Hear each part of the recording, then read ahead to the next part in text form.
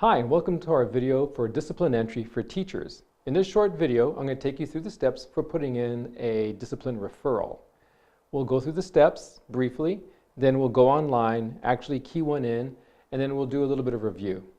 Let's go ahead and let's get started then. So, we'll start off at the hamburger. We'll then click on discipline. Then we'll go to referral in the features menu. When that screen comes up, we're going to click on the Add Referral button on the upper right-hand corner of the page. Then we're going to select either referral or warning, depending upon what we wanted to key in. And then we're going to fill out some information, incident date, description, incident location. That is important, by the way, for PEEMS. And then for each offender, we're going to identify the person type, the involvement type, whether they're an offender or witness. We are not entering in victims. Then we'll identify the offense, and then we'll identify the student. And we need to make sure we identify the correct student. If we need to put in any additional offenders or witnesses, then we can click on the green Add Offenders/Involved Persons button at the bottom of the form. Then we'll review it, and if everything is okay, we'll click Save, and then we are done. Just a couple of things to note.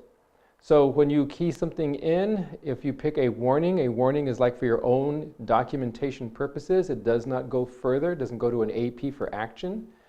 Teachers can change referral information up to the point that an AP takes changes it into an incident, takes an action on it, and then you cannot change it afterwards. And an AP can change referral information, and the teacher can see what changes were made.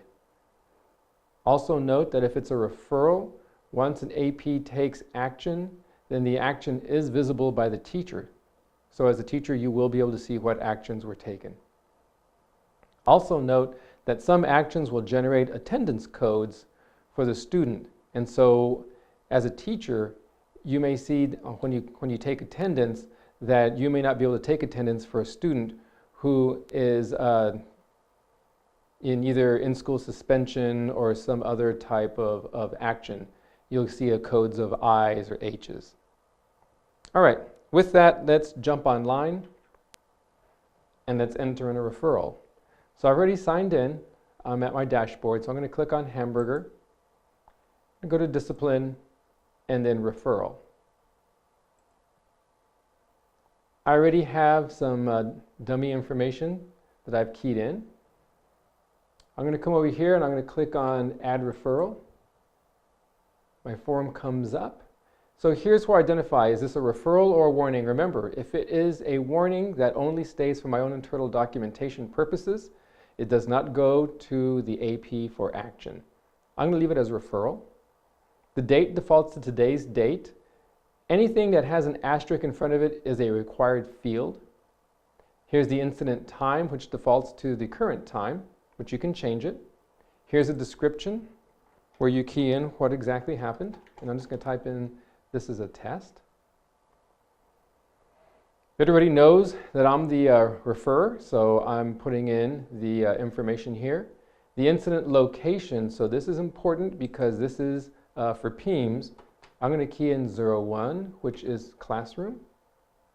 And then you can put in the incident building, but it's not required. You can put in a cost, but that's not required.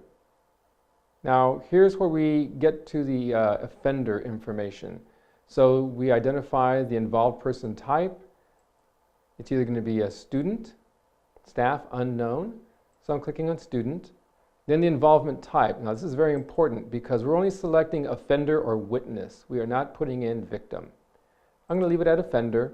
And here's where I identify the offense. This is a teacher referral, so I'm going to select teacher referral. If it was a warning, I would select teacher warning. The discipline officer does not have to be filled in. Here is where I identify the student. You always want to pick the smallest group possible that contains the student.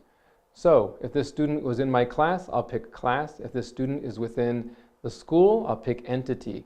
We do not recommend using district. You may identify the wrong student.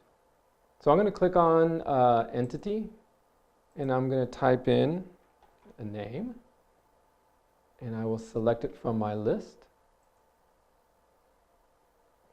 And now I am done if it is just a single offender. If I need to add another offender or a witness, I can click on this button here. Up will scroll the window, and I can start filling in this information for the next individual. If I don't need to use it, I can just click on clear, and it will go away. All right, let me click on next. Here I can review the information. If everything looks correct, then I click on save.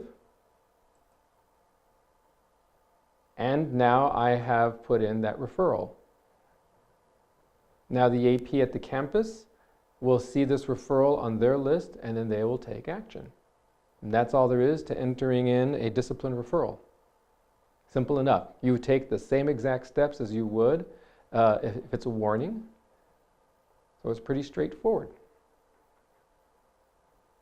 Keep in mind, though, that you do need to make sure and put in the incident location for PEEMS, and also keep in mind too that when you identify the student, you need to make sure that you identified the correct student. That is especially risky if you go outside your class to find the student.